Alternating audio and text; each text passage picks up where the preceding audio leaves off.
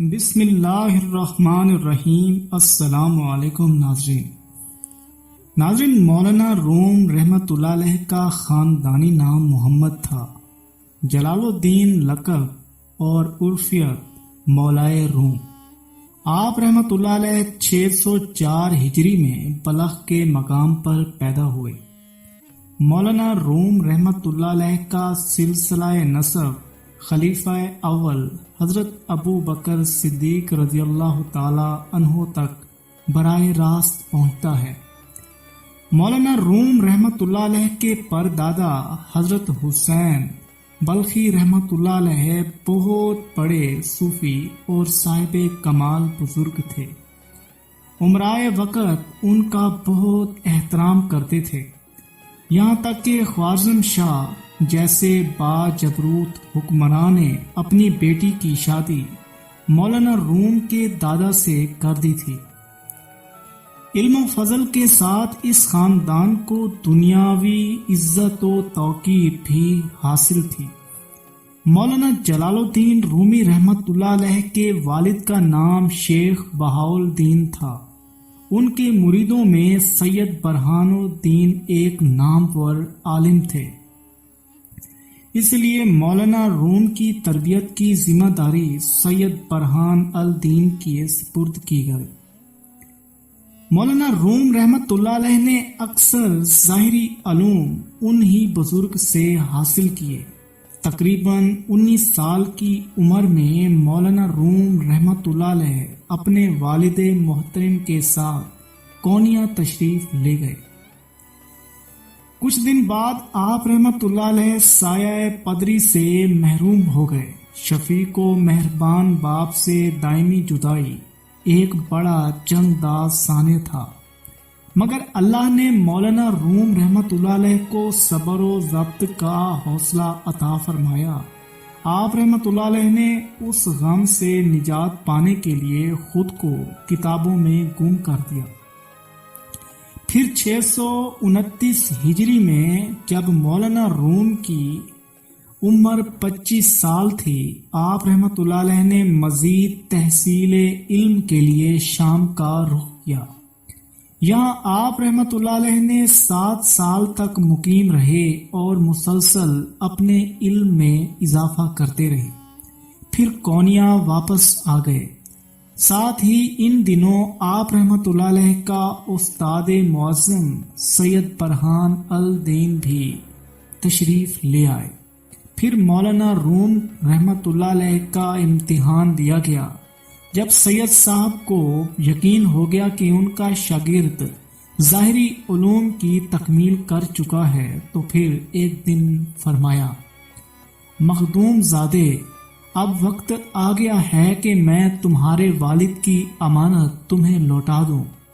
اس کے بعد سید برہان نے آپ رحمۃ اللہ علیہ کو اپنا مرید کیا اور تقریباً 9 سال تک روحانی تعلیم دیتے رہے۔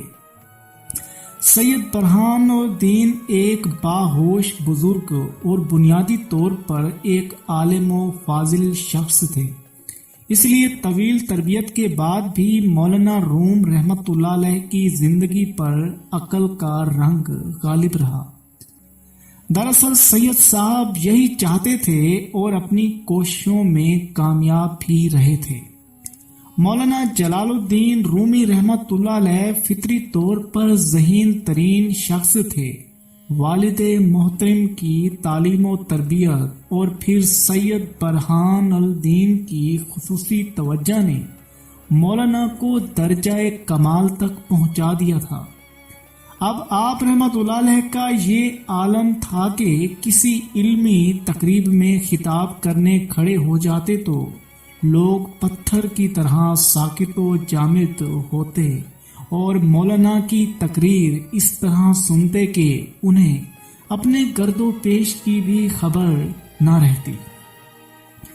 یہ تاریخ انسانی کا عجیب پہلو ہے کہ ہر دور میں حاسد اور تنگ نظر لوگوں کی کثرت پائی جاتی ہے۔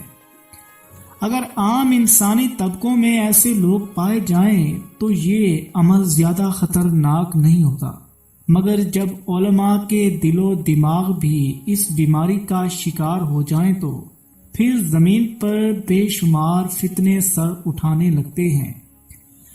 جب مولانا روم رحمت اللہ علیہ علماء کی صفوں میں نمودار ہوئے اور آپ رحمت اللہ علیہ نے اپنے کمالات کا مظاہرہ کیا تو مخلوق خدا اس قدر گرویدہ ہوئی کہ دوسرے اہل کمال کی عظمتوں کے چراغ دھندلے ہونے لگے۔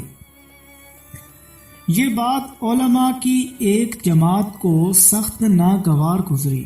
پھر حسب روایت مولانا روم رحمت اللہ علیہ کی تحقیر کرنے کے لیے ایک خفیہ منصوبہ تیار کیا گیا۔ پھر جب مولانا روم رحمت اللہ علیہ ایک عظیم الشان اجتماع سے خطاب کرنے کھڑے ہوئے تو اچانک ایک شخص مجمع سے اٹھا اور با آواز بلند کہنے لگا، محترم مولانا، آپ اپنے پسندیدہ موضوع پر ہفتوں اور مہینوں کی تیاری کے بعد تقریر کرتے ہیں، یہ تو کوئی کمال نہیں ہے۔ اس طرح تو کوئی شخص بھی اپنے علم کا مظاہرہ کر سکتا ہے، پھر آپ میں کیا خوبی ہے؟ میں نے کبھی اپنے کمالات کا دعویٰ نہیں کیا، مولانا روم رحمت اللہ علیہ نے بڑے تحمل سے جواب دیا۔ میں تو ایک ادنا طالب علم ہوں اور میری زندگی کا مقصد مخلوق خدا کی خدمت ہے۔ ویسے اگر آپ اپنی طرف سے کسی موضوع کا انتخاب کر لیں تو میں اس موضوع پر بھی تقریر کرنے کی کوشش کروں گا۔ مولانا روم رحمت اللہ علیہ کا جواب سن کر ہزاروں انسانوں کے مجمع پر گہرا سکوت چھا گیا۔ وہ شخص دوبارہ اٹھا اور منصوبے کے مطابق اس نے کہا، مولانا آج آپ سورہ والضحیٰ کی تفسیر بیان کریں گے۔ یہ کہہ کر وہ شخص اپنی نشست پر بیٹھ گیا۔ اس شخص کا خیال تھا کہ مولانا جلال الدین رومی رحمت اللہ علیہ کو مولانا جلال الدین رومی رحمت اللہ علیہ کسی فی البدیہہ موضوع پر تقریر کرنے سے عاجز رہیں گے اور پھر ہزاروں انسانوں کی موجودگی میں ان کی محترم شخصیت ایک تماشا بن کر رہ جائے گی۔ ایک لمحے کے لیے مولانا روم رحمت اللہ علیہ کے ہونٹوں پر ہلکا سا تبسم ابھرا، پھر آپ رحمت اللہ علیہ نے اپنے اللہ کی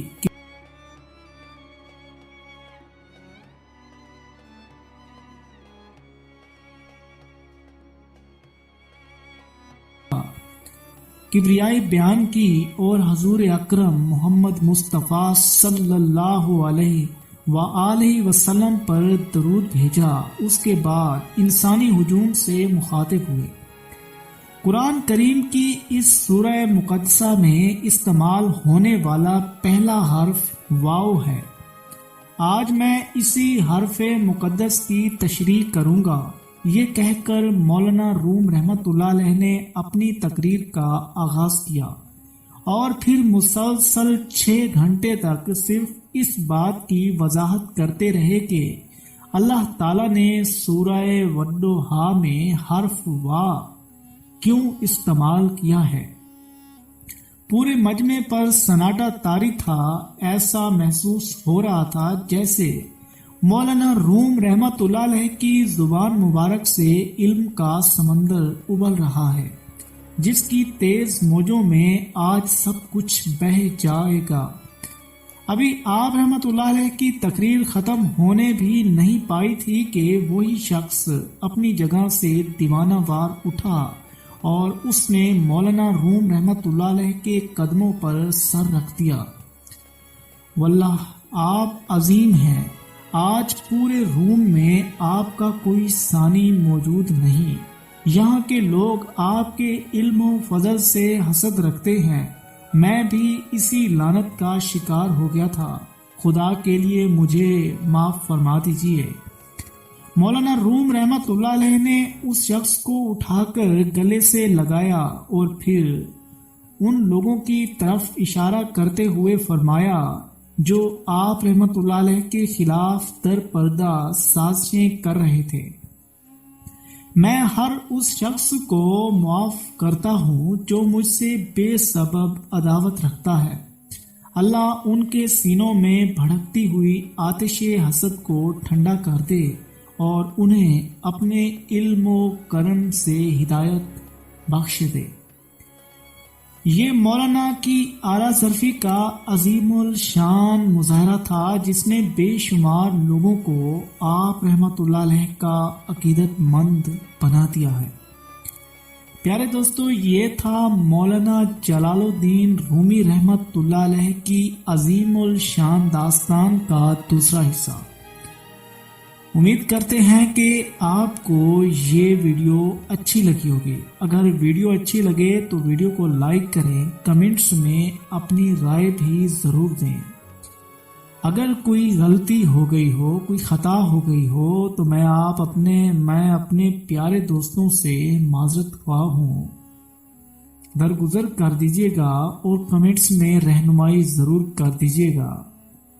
انشاءاللہ ملیں گے اگلی ویڈیو میں، تب تک کے لیے اللہ حافظ۔